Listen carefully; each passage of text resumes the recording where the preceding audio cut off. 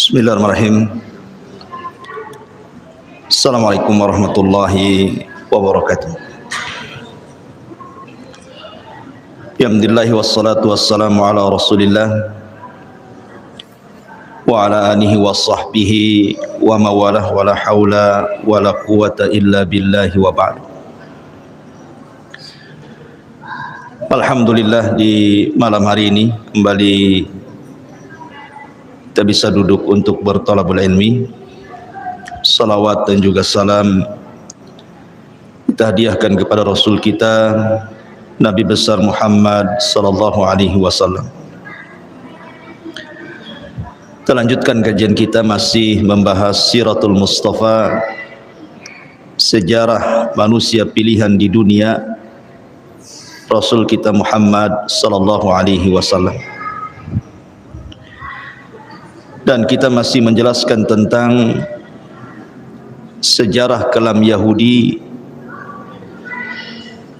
yang ada di kota Madinah di zaman Nabi sallallahu alaihi wasallam.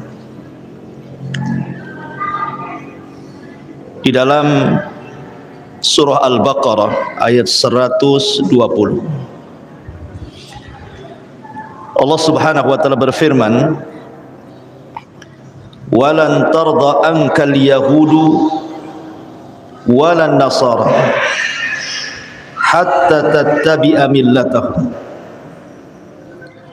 Selamanya tidak akan redha kepadamu wahai Muhammad orang-orang Yahudi ataupun Nasrani sehingga kalian mengikuti agama mereka. Kalimat lan yang masuk pada fi'lul mudhari ini dipahami oleh sebagian ahli tafsir, maksudnya lan li ta'bid. Lan li ta'bid itu artinya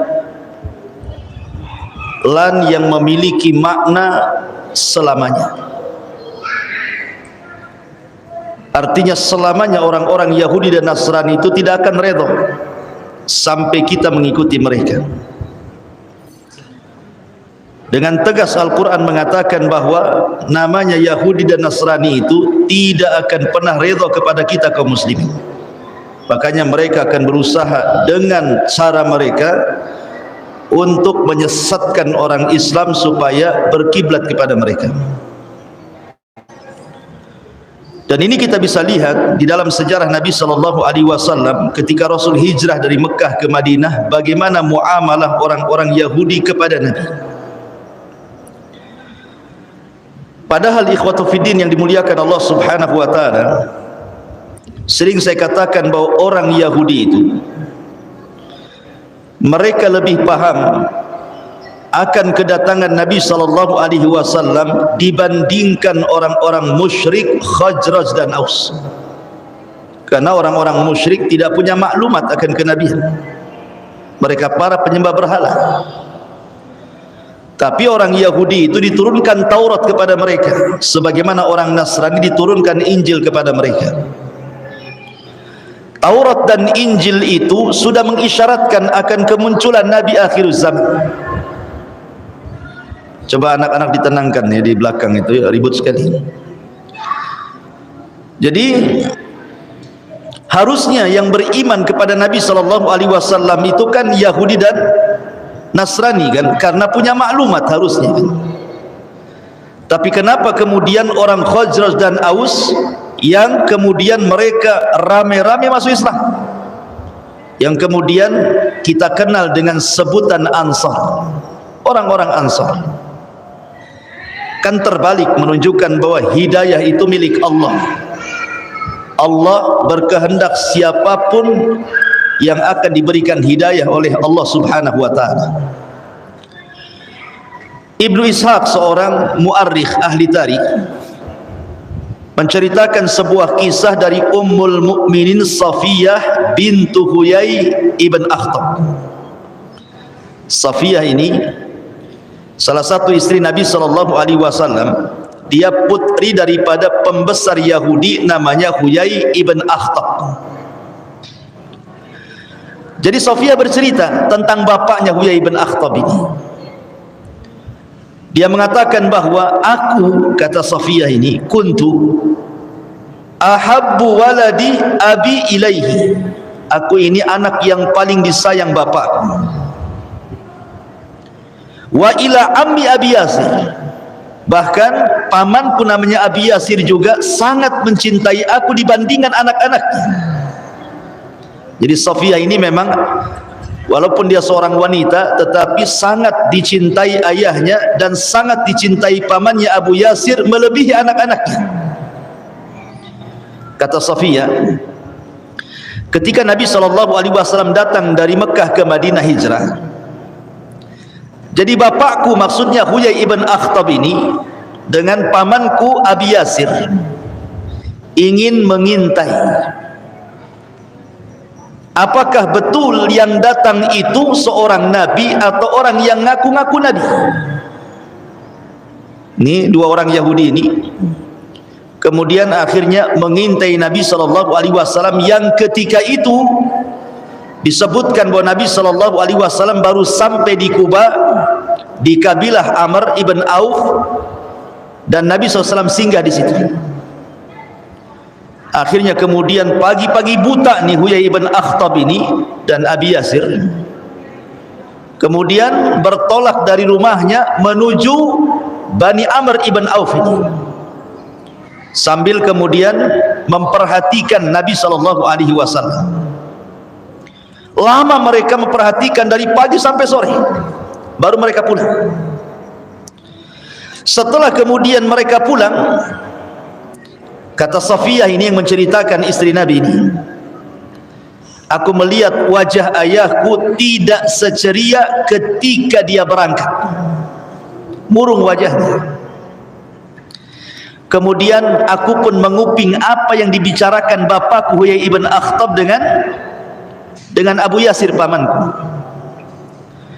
Katanya Abi Yasir berkata kepada Huyai ibn Akhtab, ahuwa, apakah memang itu yang engkau lihat bahwa memang dia seorang nabi?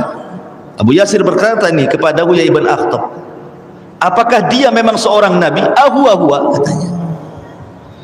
Maka kata Huyai ibn Akhtab, na'am, ya, wallahi dia itu nabi, katanya. Karena sudah kucocokkan alamat tanda-tanda yang kubaca dalam Taurat persis seperti apa yang ada pada dia, katanya. Tapi lihat bagaimana hasadnya orang Yahudi ini. Katanya kemudian Abi Yasir berkata lagi, bagaimana pendapatmu tentang dia? Apakah kita harus ikut dia? Maka lihat jawaban Huyai ibn Akhtab, qala adawatuhu wallahi ma baqaitu, katanya. Demi Allah, selama aku hidup aku akan jadi musuh dia selamanya, katanya.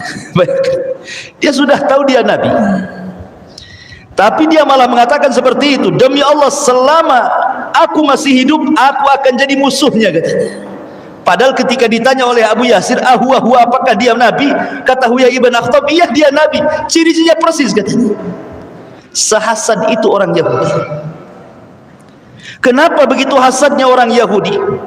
Karena apa yang mereka inginkan, bahwa nabi itu lahir dari lingkungan Yahudi, rupanya pula orang Arab, yang selama ini mereka berperang melawan orang Arab. Kok nabi dari musuhnya pula, gitu. Sehingga itulah yang menjadikan Huyai ibn Akhtab tidak terima. Padahal sudah jelas dia nabi, dicocokkan cara ciri-cirinya juga nabi, dan dia itu yakin nabi, tapi dia justru bersumpah akan menjadi musuh selama dia masih hidup. Ngeri orang Yahudi itu. Tahu kebenaran, akan tetapi kemudian dilanggar kebenaran itu. Ma'asyiral muslimin yang dimuliakan Allah Azza wa Jalla, ditambah-tambah ketika Nabi SAW sampai di kota Madinah, banyak turun ayat kepada Rasul dari ayat-ayat Al-Quran yang kemudian menyingkap borok-borok orang Yahudi, sehingga kemudian orang-orang Yahudi tidak terima, makin hasad dia. Bukannya kemudian diluruskan itu makin benar, makin hasad. Contoh, orang Yahudi menganggap Uzair itu anak Tuhan. wa qalatil yahudu Uzairun ibnullah. Orang-orang Yahudi berkata dalam surah At-Taubah bahwa Uzair itu anak Allah. Datang Rasul dan membantahnya, qul huwallahu ahad, katakan Allah itu esa, lam yalid wa lam yulad, dia tidak melahirkan dan tidak dilahirkan. Rontoklah akidah Yahudi yang mengatakan Uzair itu anak Allah. Kemudian mereka mengatakan nahnu ahibbah ilallah, katanya kami ini orang-orang yang dipilih oleh Allah, kami ini orang-orang pilihan Allah. Itu pengklaiman orang Yahudi dari dulu sampai sekarang ini. Orang Yahudi itu menganggap bahwa mereka itu turunan Allah Azza wa Jalla. Nahnu abna'ullah wa ahibbah. Al-Quran mengatakan seperti itu, kami ini anak-anak Allah dan kami orang-orang pilihan Allah. Datang Nabi SAW, kemudian turun ayat inna akramakum indallahi atqakum, bahwa Islam itu tidak membeda-bedakan manusia. Mau anda orang Arab, mau anda non-Arab, mau anda Bilal, mau anda Abu Bakar, Islam itu sama. Sementara orang Yahudi mengunggulkan dirinya. Orang Yahudi merasa mereka itu paling unggul. Datang Islam merontokkan tuh akidahnya. Islam itu semua sama. Dalam Islam itu tidak ada yang beda. Mau orang kaya dengan orang miskin, pejabat dengan rakyat, dalam Islam itu pandangannya sama. Kecuali barometernya adalah taqwallahi azza wa jalla, bertakwa kepada Allah subhanahu wa ta'ala. Kemudian orang-orang Yahudi itu taklid buta dengan padri-padri mereka. Apapun yang dikatakan padri mereka, itulah kebenaran. Datang Islam membatalkan taklid buta itu, bahwa kebenaran hanyalah milik Allah dan Rasulnya. Dari sini ma'asyiral muslimin yang dimuliakan Allah subhanahu wa ta'ala, gimana kuping Yahudi tidak panas coba kan? Setiap keyakinannya dirontokkan dengan Al-Quran.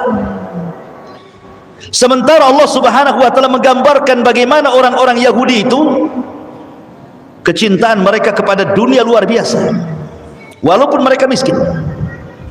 Allah mengatakan dalam Al-Quran, wala tajidannahum ahrasan nasi ala hayatin minal ladzina asyraku yawaddu ahaduhum law yu'ammaru alfasanatin wa ma huwa bimuzahzihi minal azab an yu'ammar wallahu basirum bima ya'malun. Dan sesungguhnya kamu tidak akan mendapati mereka, manusia-manusia yang paling rakus terhadap kehidupan dunia, melebihi mereka, baik orang-orang Yahudi ataupun orang-orang musyrik. Masing-masing mereka ingin agar diberikan umur 1000 tahun, padahal umur panjang itu sekali-kali tidak akan menjauhkan mereka dari azab Allah, dan Allah Maha mengetahui apa yang mereka kerjakan. Jadi orang Yahudi itu ikhwatu fiddin, miskin-miskinnya mereka, maka mereka orang yang paling menyembah dinar dan dirham, dan mereka orang yang paling menyombongkan diri, sehingga orang Yahudi menganggap di luar Yahudi itu seperti binatang. Dan itu disebutkan dalam muktamar-muktamar mereka.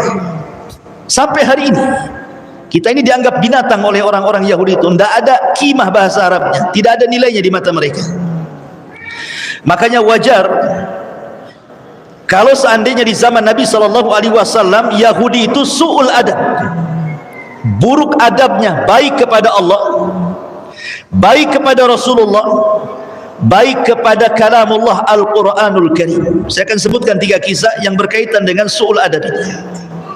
Kisah yang pertama, bagaimana buruk akhlaknya orang-orang Yahudi itu kepada Allah. Ma'asyiral muslimin yang dimuliakan Allah Azza wa Jalla, dikisahkan oleh Abdullah ibn Abbas radhiyallahu anhuma tentang kisah Abu Bakar Siddiq radhiyallahu anhu. Jadi suatu ketika kata Abdullah ibn Abbas radhiyallahu anhuma, dakhala Abu Bakrin as-Siddiq radhiyallahu an baita al-midras. Suatu ketika Abu Bakar berjalan-jalan kemudian masuk ke perpustakaannya orang Yahudi. Jadi di situ tempat markasnya orang Yahudi belajar, midras namanya. Fawajada min Yahud nasan katsiran wa qad ijtama'u ila rajulin minhum yuqalu lahu Finhas. Tiba-tiba Abu Bakar Siddiq radhiyallahu anhu melihat kok ramai orang-orang Yahudi di situ sedang belajar kepada seorang padri yang namanya Finhas. Yahudi ini, rahib ini namanya Finhas. Kana min ulama'ihim wa akhbarihim. Si Finhas ini termasuk ulama Yahudi dan termasuk ahli ibadahnya dari kalangan Yahudi. Wa ma'ahu habrun yuqalu lahu Asya'. Dan di samping Minhas ini ada seorang padri juga namanya Asya'. Jadi ada dua di situ padri yang sedang mengajar. Satu namanya Finhas, satu namanya Asya'. Dua-duanya tokoh besarnya Yahudi. Dan manusia berkumpul kepada Asya'. Jadi Abu Bakar Siddiq radhiyallahu an mendatangi Finhas, pembesar Yahudi ini. Kemudian mengatakan, "Waihaka ya Finhas, ittaqillah wa aslim.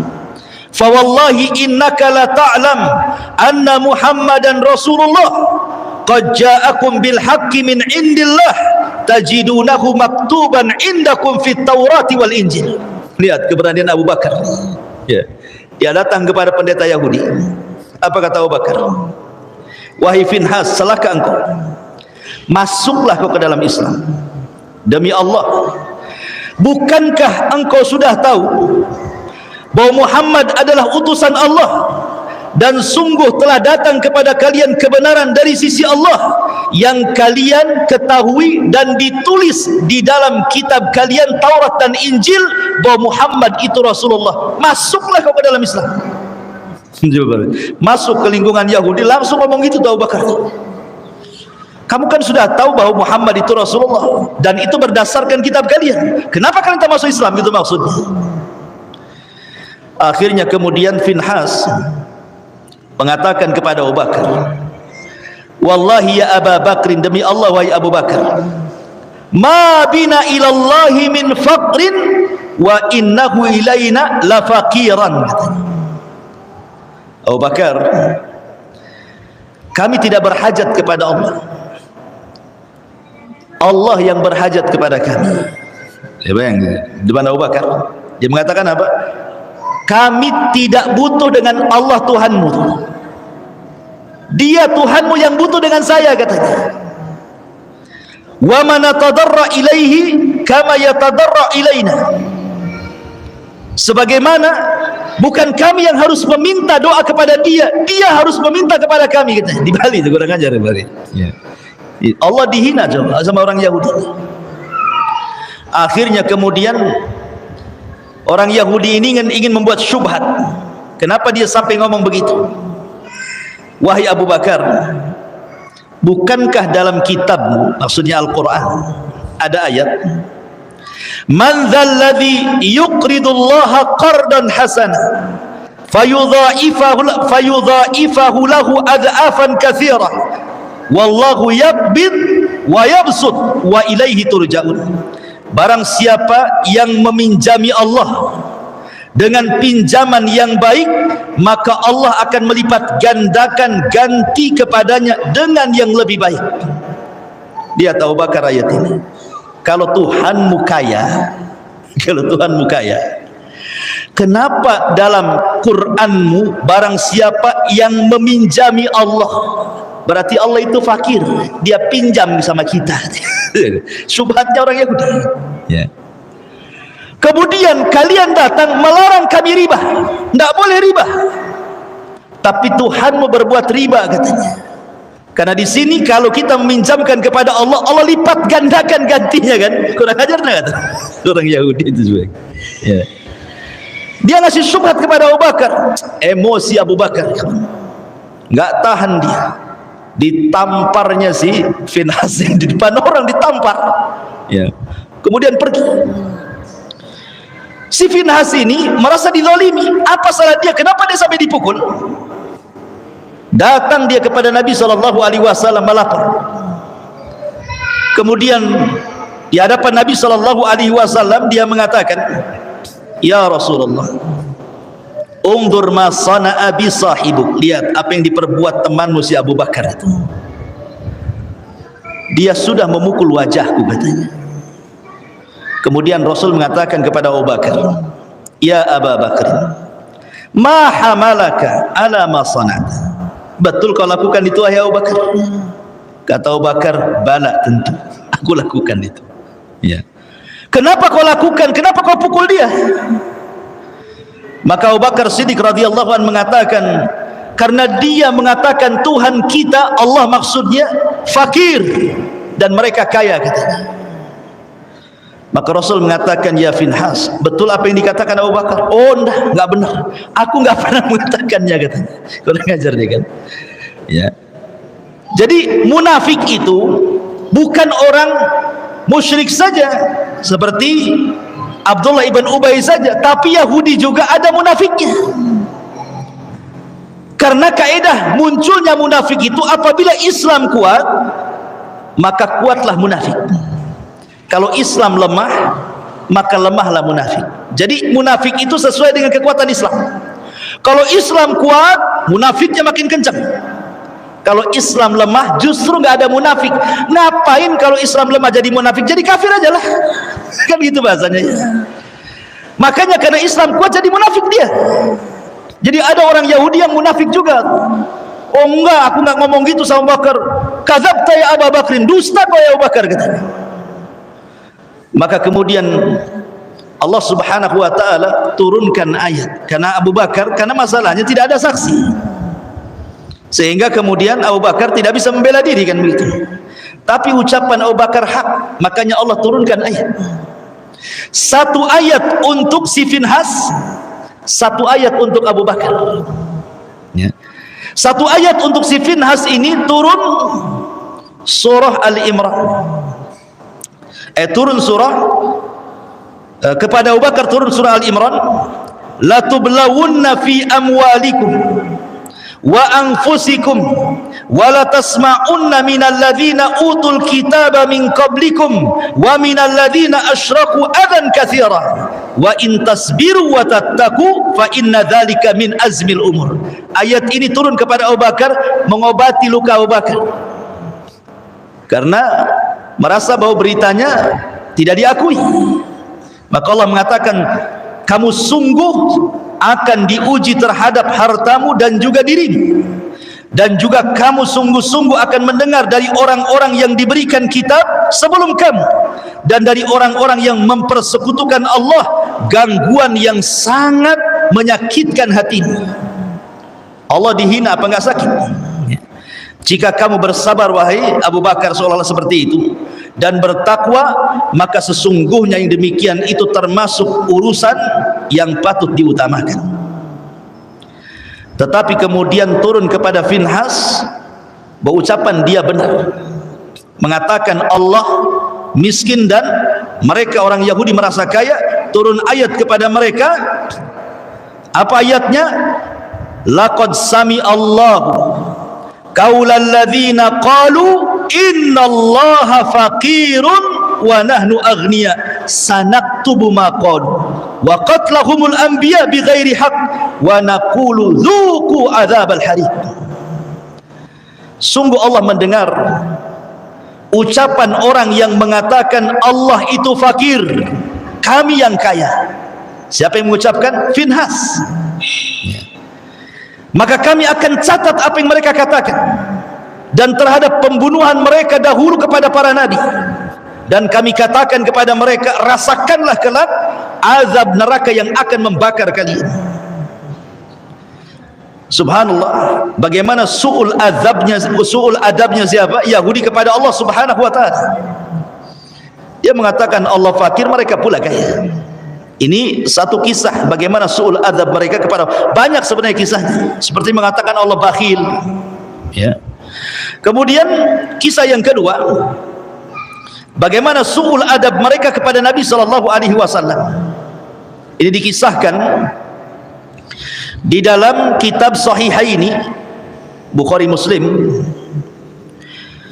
ketika Aisyah radhiyallahu anha bercerita. Jadi yang menceritakan di sini adalah Aisyah Ummul Mukminin radhiyallahu anha. Ada seorang Yahudi tiba-tiba mengucapkan salam kepada Nabi sallallahu alaihi wasallam dengan salam kematian. Assalamu alaikum ya Muhammad. Bukan assalamu alaikum. Assamu alaikum. Beda kalau assalamu alaikum dengan assamu alaikum. Kalau assalamu artinya selamat. Kalau assam itu artinya racun. Seolah-olah kalau diartikan assamu alaikum, mati aja kau Muhammad gitu bahasanya. Kalau assalamu alaikum, mudah-mudahan Allah Subhanahu wa taala berikan keselamatan kepadamu wahai Muhammad. Aisyah radhiyallahu anha Ummul Mukminin mendengar ucapan orang Yahudi ini, kemudian ngomong sama Nabi sallallahu alaihi wasallam.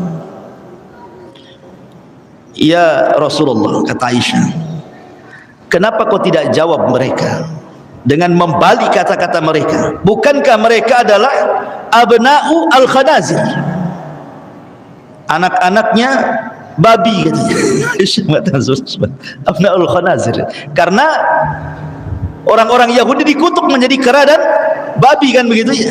Kunu qiradatan khasiin kan itu. Jadi Aisyah radhiyallahu mengatakan, kenapa kau tidak balas mereka? Bukankah mereka adalah abna'u al-qiradata wal khanazir, anak-anaknya kera dan babi, kata Aisyah. Apa kata Nabi SAW? Wahai Aisyah, jangan seperti itu. Islam tidak mengajarkan kekotoran bicara. Rasul mengajarkan adab, jangan dibalas keburukan dengan keburukan, balaslah keburukan dengan kebaikan. Rasul ingin mentarbiyah istrinya. Nah, harusnya antum gitu. Kalau istri sudah mulai gibah, antum tegurlah. Janganlah gibah. Jangan pula antum yang mancing. Cemana kondisi tetangga sebelah? Antum pula yang mancing. Antum yang tegur. Sudah. Nggak usah lagi cerita si anu dah. Masak aja. Ya. Jadi Aisyah radhiyallahu anha emosi Aisyah, Rasul itu tidak terpengaruh sebenarnya. Mau dicaci maki Rasul sudah biasa.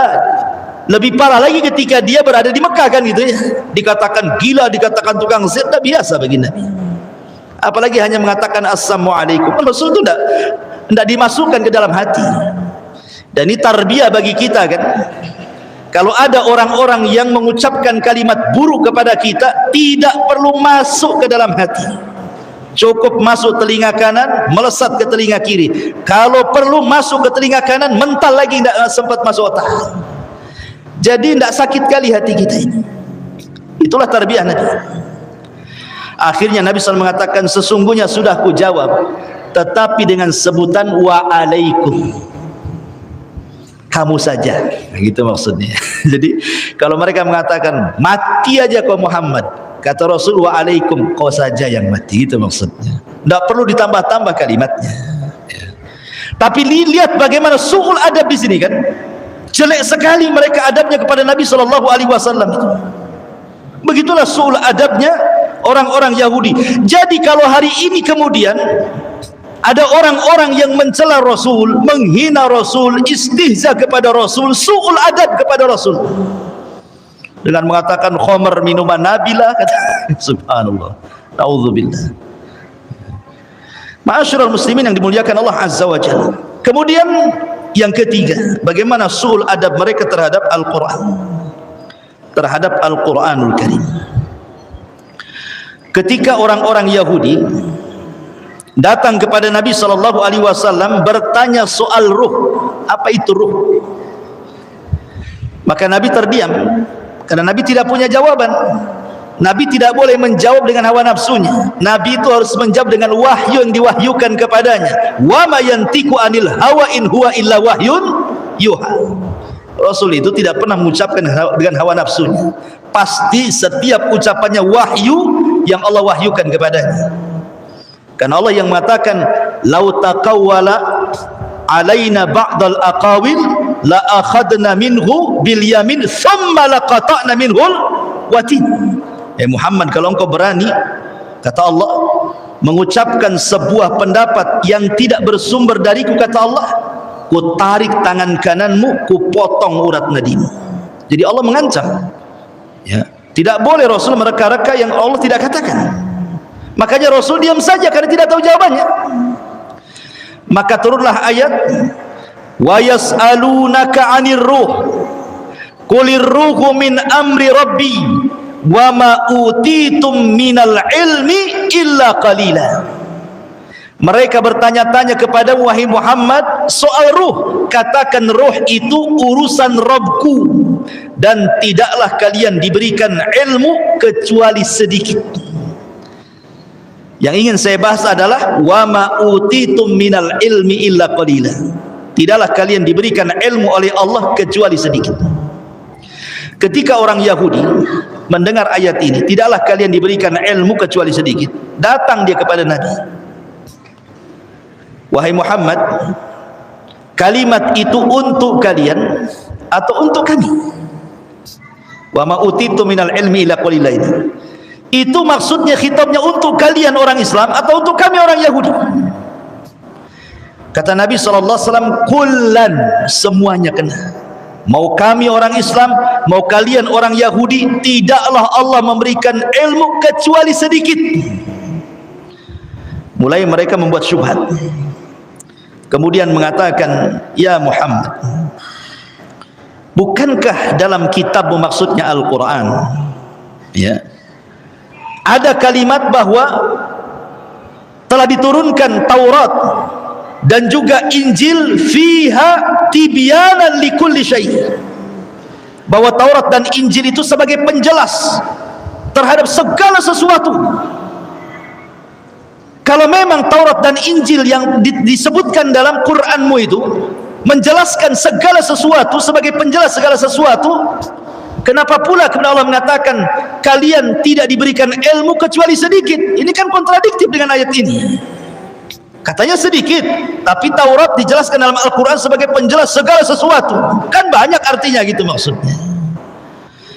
Maka Rasulullah SAW mengatakan, menjawab, hiya fi ilmillah qalilun wa qad atakum ma in alimtum bihi in tafa'tum fa anzalallah walau annama fil ardi min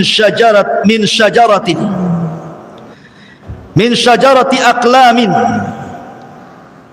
kemudian wal bahru yamudduhu min ba'di sab'atu abhurin ma nafidat kalimatullah. Kata Nabi SAW, apapun yang tersimpan dalam kitab kalian Taurat, tetap itu kecil sedikit bagi Allah.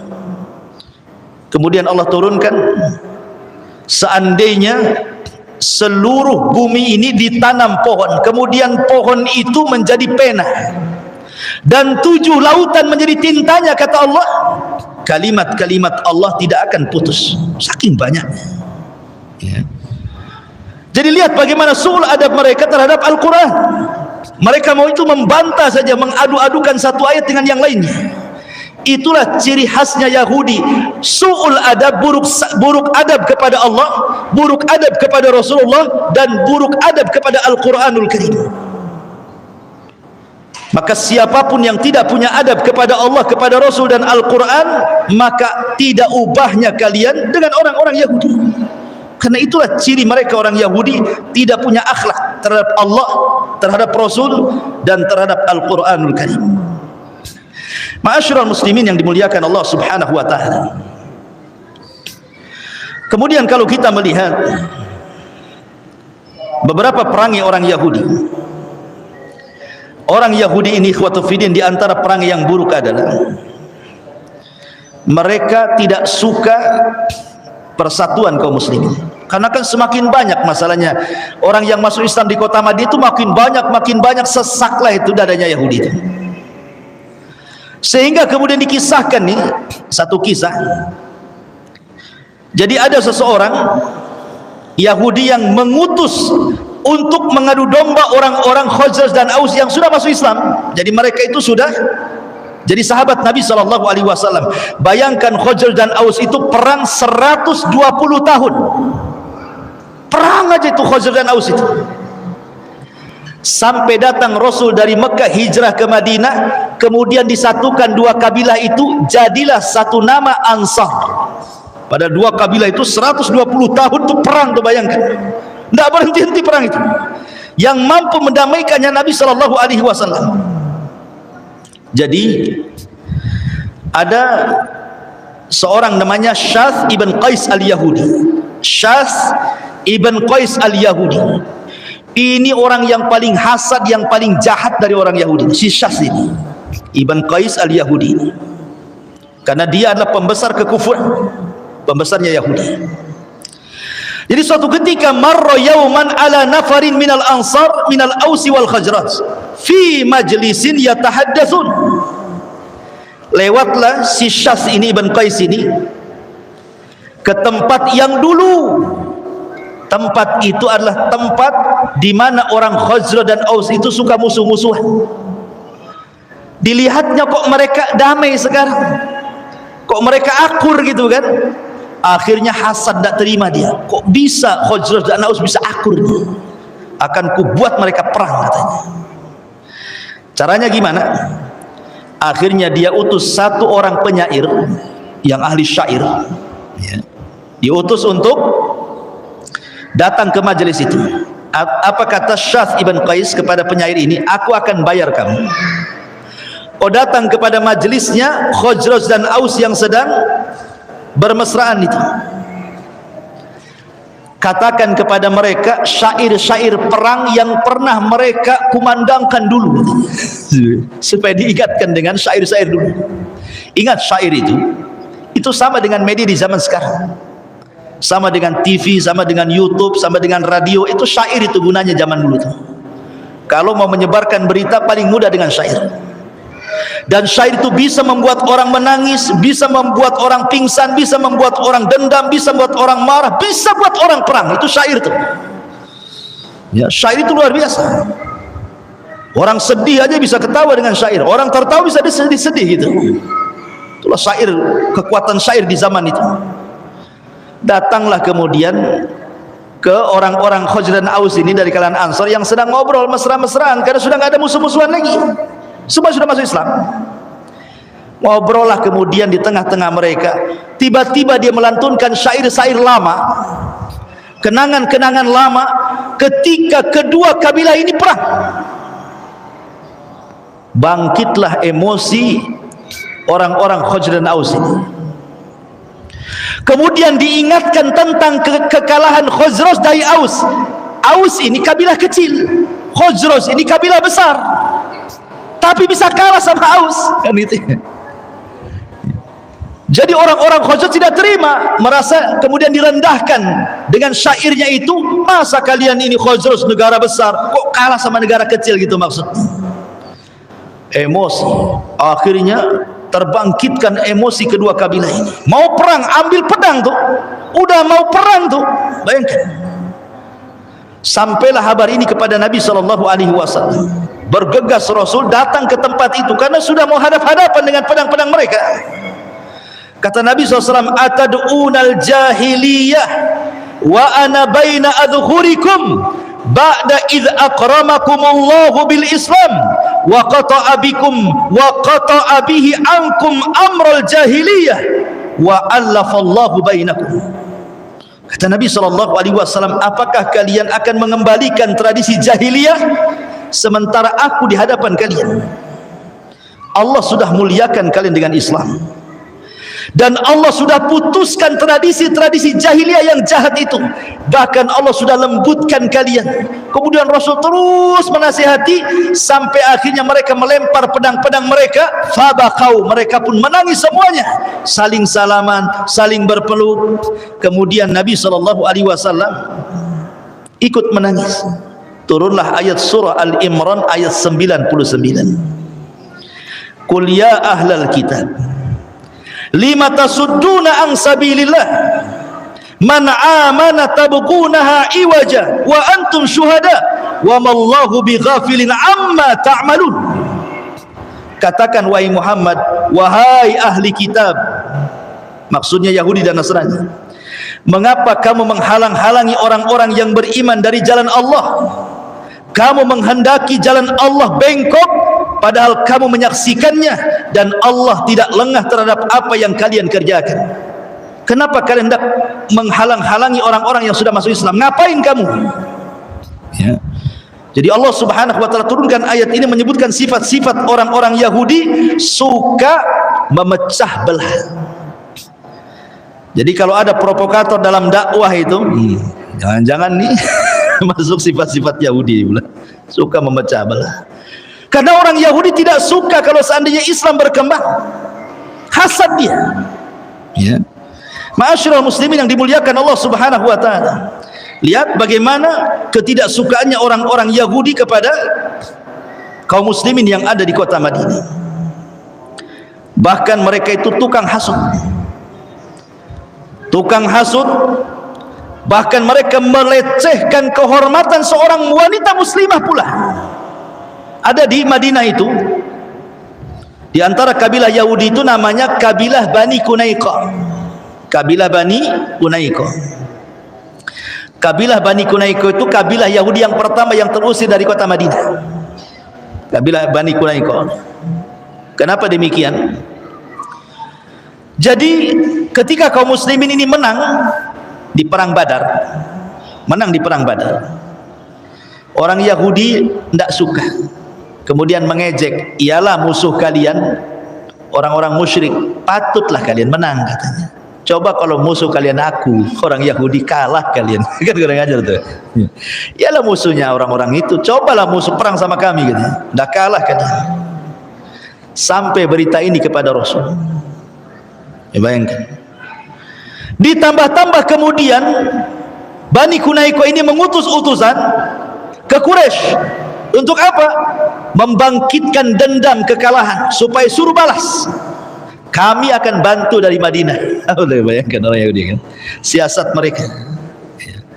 Akhirnya kemudian sampai suatu ketika adalah wanita muslimah ke pasar membeli sesuatu, masuk ke dalam pasar, kemudian dipaksa orang Yahudi untuk membuka cadarnya, membuka hijabnya, auratnya. Wanita ini tak mau, fa'abat, tak mau. Rupanya ketika wanita ini duduk, jilbabnya diikat di kursi. Dia tidak sadar kalau diikat. Pas bangun, ketarik, nampaklah auratnya. Menjeritlah wanita ini. Kemudian meminta pertolongan kepada kaum muslimin. Ada satu pemuda muslim ini enggak terima. Cari siapa yang mengikat kain wanita itu. Rupanya mengikat itu pemilik toko Yahudi. Langsung ambil pedang, tebas kepalanya, mati. Ketika kemudian, itu kan pasarnya Yahudi tuh, pasarnya Bani Qunaiqah, orang Yahudi semua di situ. Ketika kemudian ada seorang muslim ini membunuh, karena apa? Karena dia sudah melecehkan seorang, ini satu pasar nggak terima, dikejarnya orang muslim yang membunuh satu Yahudi ini, kemudian dihakimi rame-rame, mati juga. Sampai berita ini kepada Nabi SAW. Berarti Bani Qunaiqah ini sudah merobek perjanjian piagam Madinah. Ya, kan sudah ada piagam itu. Tidak boleh saling mendolimi, harus saling menjaga dan begitu seterusnya kan. Ada 51 butir dalam piagam itu. Dan semua kemaslahatan dengan sangat adilnya dalam piagam itu. Betul-betul menerapkan syariat Islam. Berarti orang Yahudi sudah melanggar. Dari situ Rasul mempersiapkan pasukan, melucuti senjata orang-orang Bani Qunaiqah, kemudian diusir keluar dari Madinah. Akhirnya mereka tinggal di perbatasan Syam. Seperti itulah jahatnya orang-orang Yahudi kepada kaum muslimin di zaman Nabi sallallahu alaihi wa ala alihi wasallam. Ma'asyiral muslimin yang dimuliakan Allah Subhanahu wa taala. Kemudian juga di antara mereka ada yang berusaha untuk membuat fitnah. Dengan cara apa? dengan cara bagaimana kemudian mengolok-olok kaum muslimin sebagaimana yang sudah saya jelaskan tadi, sehingga mereka harus berpecah. Terkadang juga supaya orang-orang yang sudah masuk Islam ragu-ragu dengan keislamannya, jadi mereka membuat tasykik, keraguan. Cemana nih caranya? Orang-orang itu kembali kepada kekufuran mereka, balik lagi kepada kemusyrikan itu, jangan masuk ke dalam Islam. Caranya bagaimana? Membuat tasykik, membuat keraguan-raguan. Dengan cara apa mereka membuat keraguan-raguan? Dengan cara memperbanyak tanya kepada Nabi SAW. Jadi mereka itu caranya ada dengan cara mendebat di hadapan para sahabat. Nanti kalau Rasul tidak bisa menjawab, tengok Nabi kalian tidak bisa jawab. Dan itu dijelaskan dalam beberapa riwayat bagaimana orang Yahudi ini berusaha untuk meragukan kaum muslimin dari agama Islam. Contoh beberapa kasus. Ketika orang-orang Yahudi ditanya oleh Nabi sallallahu alaihi wasallam, "Man ahlun nar?" Siapa penduduk neraka? Siapa penduduk neraka?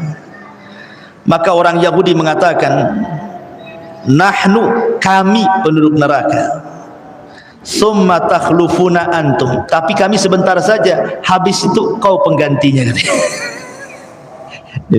Iya betul, kami penduduk neraka, tapi sebentar saja.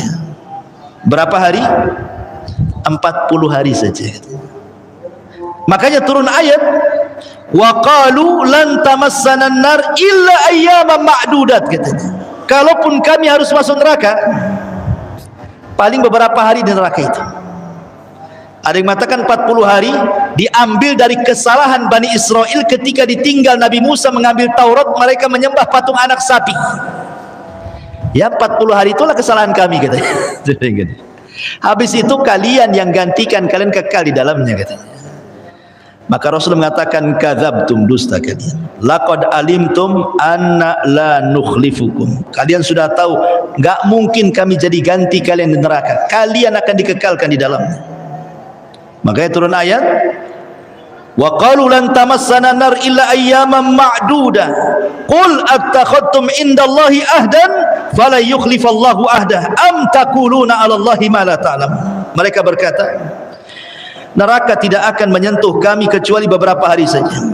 Ada yang mengatakan beberapa hari di sini, ada yang mengatakan 40 hari, ada yang mengatakan 1 minggu saja. Karena orang Yahudi meyakini bahwa umur dunia itu 7,000 sana, 7.000 tahun. Mereka mengatakan umur dunia itu 7.000 tahun. Wa anna Allah yu'adzibun nas fin nar bi kulli alfi sanatin min ayyamid dunya yawman wahidan. Dan Allah akan mengazab manusia di neraka setiap 1000 tahun, ya, dengan kehidupan dunia, maka akan dikecualikan 1 hari. Jadi kalau 7 kali berarti 7 hari saja, itu yang 1 hari milik kami, katanya. Kami tidak akan diazab 7 hari. Itu satu riwayat yang mengatakan 40 hari saja. Tapi itu kan angan-angan mereka. Kenapa demikian? Orang-orang Yahudi itu menganggap mereka itu ahli jannah. Masalahnya mereka lah yang paling benar, yang paling dicintai Allah, manusia pilihan, ya. Dan mereka tidak mungkin dihinakan Allah.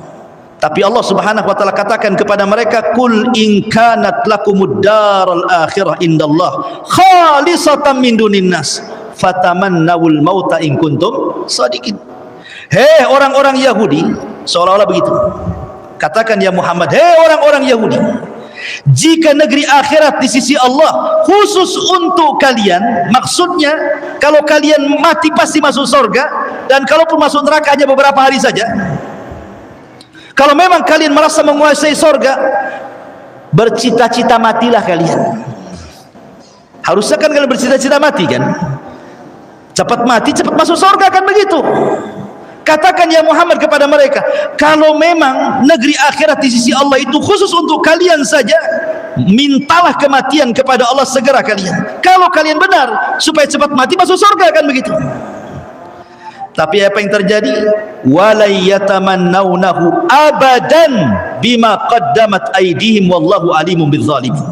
Tetapi mereka tidak akan menginginkan kematian itu sama sekali karena dosa-dosa yang telah dilakukan tangan-tangan mereka. Mustahil ada orang Yahudi berangan-angan mati. Karena tadi saya sudah katakan di ayat, kalau bisa umur mereka itu ribuan tahun, kan itu ya. Berarti mereka itu hanya membuat syubhat di tengah-tengah kaum muslimin supaya kaum muslimin ragu-ragu dengan Islam. Mereka membuat bantah-bantahan kepada Rasul tentang Al-Quran. Begitulah wataknya orang-orang Yahudi. Ma'asyiral muslimin yang dimuliakan Allah Azza wa Jalla. Tetapi walaupun demikian, Nabi itu mengajarkan kepada kita tentang sifat kelembutan. Sudah tahu Yahudi itu jahat-jahat, kurang ngajar semuanya. Tetapi lihat muamalah Nabi SAW di kota Madinah. Padahal kan Rasul lebih kuat loh. Jadi dengan menggabungkan Khazraj dan Aus, kemudian kedua kabilah besar di Madinah ini masuk Islam, menjadi mayoritas jadinya. Jadi orang Yahudi makin sedikit, orang Islam makin banyak, kan begitu. Tapi Nabi SAW tetap berpegang kepada piagam Madinah. Kalau Rasul mau kan mereka diusir semua, kan? Tidak, ada perjanjian di situ. Lah di antara perjanjian itu, kaum muslimin tetap memberikan yang pertama hakul hayat. Diberikan hak hidup orang Yahudi. Bayangkan diberikan hak hidup. Bahkan Rasul mengancam tidak boleh membunuh kafir dhimmi. Ya, kafir yang satu atap dengan kita, tetangga kita, satu komplek, satu desa, nggak boleh dikasih kehidupan, padahal mereka kan menjadi minoritas setelah datangnya Rasulullah, kan. Tapi Rasul tetap berpegang dengan perjanjian, masih diberikan hak hidup. Yang kedua, diberikan hak at-tamalluk. Mereka boleh menguasai harta mereka sendiri. Mau berniaga sesuka mereka silahkan, tidak dirampas hartanya. Mereka bebas di kota Madinah, asal jangan keluar dari perjanjian saja. Kemudian juga hakul himayah wad difa. Kalau ada orang yang menyerang mereka, Islam membelanya. Kurang apa tuh? Kamu kalau punya musuh di luar, mereka menyerang kamu, kami yang akan jadi bentengmu. Bayangkan, dikasih perlindungan lagi. Kemudian juga hakul adli, diberikan hak keadilan dalam muamalah. Bahkan Rasul SAW tidak suka dengan kezaliman. Kalau ada orang muslim mendolimi orang Yahudi, maka tetap orang muslim ini ditindak secara syariat Islam. Ya, seperti yang terjadi ketika seorang muslim membunuh dua orang Yahudi, maka dia harus bayar diat, kan. Itulah bedanya kalau orang kafir membunuh orang Islam, kisos. Kalau orang Islam membunuh orang kafir, diat. Ya, karena kehormatan seorang muslim, itu maksudnya. Tapi kalau muslim sesama muslim, ya kisos. Ini kan bandingannya muslim dengan kafir, kan itu. Akhirnya Nabi SAW mencari-cari untuk bayar diat. Karena sudah membunuh dua orang, berarti 200 ekor unta tuh. Kan satu orang 100 ekor unta tuh. Subhanallah, Rasul sampai minta kepada orang muhajirin, minta kepada orang ansor, minta kepada yang ada dalam perjanjian itu, suruh infak untuk bayar diat kepada orang yang sudah dibunuh, kepada keluarganya. Sampai seperti itu Nabi SAW membela hak-haknya orang-orang kafir di situ. Tapi orang Yahudi tidak paham dengan ajaran Nabi. Ma'asyiral muslimin yang dimuliakan Allah Azza wa Jalla. Bahkan Rasul SAW pun terkadang mengunjungi, kalau ada orang sakit Yahudi itu dikunjungi. Sampai ada satu kisah, kan, ada orang Yahudi sakit, kemudian Nabi SAW mengunjungi orang Yahudi yang sedang sakit itu. Rupanya anak muda ini, Yahudi ini, dulunya pernah bekerja dengan Nabi, jadi dia tahu akhlak Nabi. Kata Nabi SAW, mau enggak kau masuk Islam? Rasul sudah tahu dia bakal mati. Maukah kau masuk Islam? Maka Yahudi ini kadang-kadang menatap wajah Rasul, kadang-kadang menatap wajah bapaknya. Takut dia dengan bapaknya mau mengucapkan syahadat itu. Entah gimana bapaknya justru mengatakan ati Abul Qasim, ikuti ucapan Abul Qasim, maksudnya Rasulullah. Maka Yahudi mengatakan asyhadu an la ilaha illallah wa annaka rasulullah, kemudian mati. Kemudian Rasul keluar rumah, angkat tangannya tinggi-tinggi dan mengatakan apa? Alhamdulillah alladzi anqadahu minan nar. Segala puja dan puji bagi Allah yang telah menyelamatkan si Yahudi itu dari api neraka. Karena dia masuk Islam, baru mati. Ya berarti wala tamutunna illa wa antum muslimun, kan gitu. Berarti dia mati di atas Islam. Bahkan ketika Nabi SAW disihir oleh siapa? Labid ibn A'sam, jelas-jelas disihir. 6 bulan Rasul kena sihir sampai linglung Rasul, ya. Sampai dia merasa sudah mandi junub, padahal tidak junub. Tetapi tidak mempengaruhi wahyu, sekali lagi hanya kelemahan kepada fisiknya saja. Ketika Rasul sudah sembuh dan diruqyah oleh malaikat Jibril, kemudian turun surah Muawwidhataini, Qul a'udzu binnas dan Qul a'udzu birabbil falaq, Rasul tidak membalas kepada siapa? Labid ibn A'sam. Tidak. Bisa saja kan Rasul membalas, kan sudah tahu tuh yang menyihirnya siapa kan? Rasul tidak balas, dibiarkan Labid bin A'sam. Bahkan orang yang meracun Nabi sekalipun, Zainab bintul Haris, ketika Nabi SAW pulang dari Khaybar, dan itu terakhir peperangan melawan Yahudi dan KO, sehingga tidak ada lagi orang Yahudi, sudah habis di Khaybar. Akhirnya dendam orang Yahudi, cemana nih caranya menghalangi dakwah ini, kami sudah nggak sanggup berperang melawan Rasulullah. Akhirnya mereka pun berinisiatif untuk meracuni Nabi. Tanyalah Zainab bintul Haris ini, makanan apa kesukaan Nabi itu? Oh, pahanya daging kambing katanya. Dimasakkanlah paha daging kambing, dilumuri racun, kemudian dia pun mengundang Rasul yang memang kebetulan kehabisan bekal pulang dari Khaybar. Kemudian dijamulah di rumahnya Zainab bintul Haris ini. Oh, sahabat sudah siap makan, lezat daging kambing. Kemudian Nabi SAW sempat makan dia, dan sempat tercicipi racunnya. Tiba-tiba daging itu berbicara, jangan kau makan lagi katanya, aku sudah dilumuri racun. Langsung dilempar sama Nabi, ya. Lempar sama Nabi. Kata Rasulullah kepada sahabatnya, jangan ada yang makan, itu makanan dan racunnya semuanya. Rupanya ada satu sahabat Rasul yang ikut termakan racun. Satu sahabat Rasul ikut termakan racun, 1 tahun setelahnya mati. Tapi Nabi SAW tidak mengkisos wanita itu. Selama 1 tahun Rasul tidak mengkisos wanita itu, tidak membalas, maksudnya pada jelas-jelas ngasih racun kan. Rasul membiarkan wanita itu. Baru kemudian Rasul membunuh wanita itu karena kisos setelah kematian sahabatnya. Itu pun salah 1 tahun tuh, meninggal sahabatnya, berarti kisos karena sudah membunuh. Jadi membunuh karena kisos kepada sahabatnya. Baru orang Rasul dibunuh tuh Zainab bintul Haris tuh, sebagai kisos karena membunuh sahabat. Itu pun salah 1 tahun kan. Kalau seandainya sahabat ini selamat gitu ya, tidak mati, tentu tidak ada kisos kan. Menunjukkan bagaimana Nabi SAW bermuamalah dengan orang Yahudi itu seperti itu baiknya.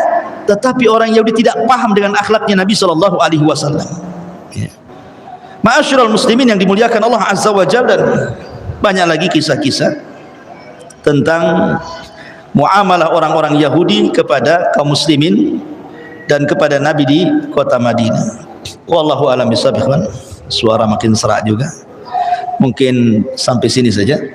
Mudah-mudahan ada manfaatnya. Subhanakallahumma bihamdika asyhadu an la ilaha illa anta astaghfiruka wa atubu ilaik. Allahu ta'ala. Assalamualaikum warahmatullahi wabarakatuh.